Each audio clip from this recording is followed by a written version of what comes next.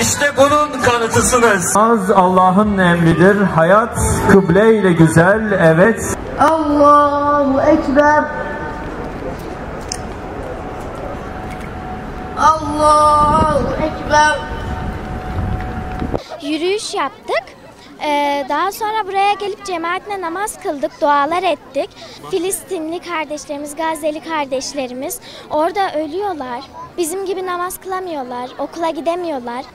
Ve biz de her namazımızın sonunda onlar için dua etmeliyiz.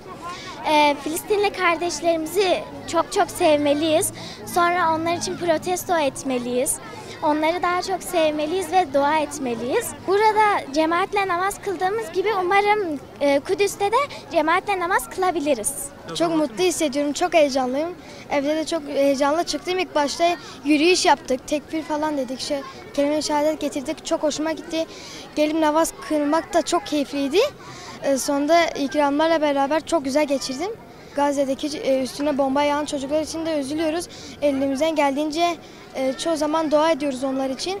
Onların da bu savaşı kazanmasını istiyoruz. Olabildiğince dua ediyoruz. Ben de onlarla beraber bir gün Kudüs'te namaz kılmayı istiyorum. Namazın nasıl kılındığını öğrettiler, Kur'an'daki kuralları öğrettiler, Kur'an'ın okunuşunu öğrettiler. Hatta böyle Peygamberimizin hayatını anlattılar.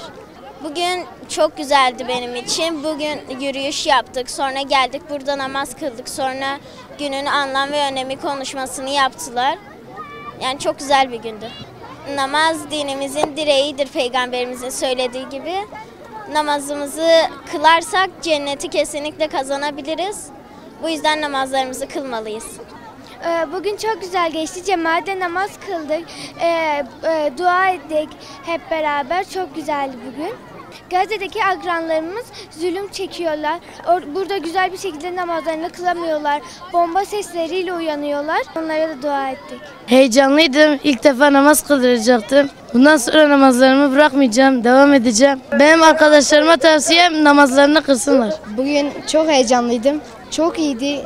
Hocalarımız bize birçok şey öğretti. Abdest almayı öğrendik. Namazın rükünlerini öğrendik. Birçok şey öğrendik. Bugün güzeldi. Yürüyüş yaptık, namaz kıldık. Peygamberimizin hayatını anlattılar. Dualar, Kur'an okudular. Yani bugün güzel bir gündü. İyiydi. Çok eğlendim. Dualar okuduk, namazlar kıldık. Namazı çok seviyorum.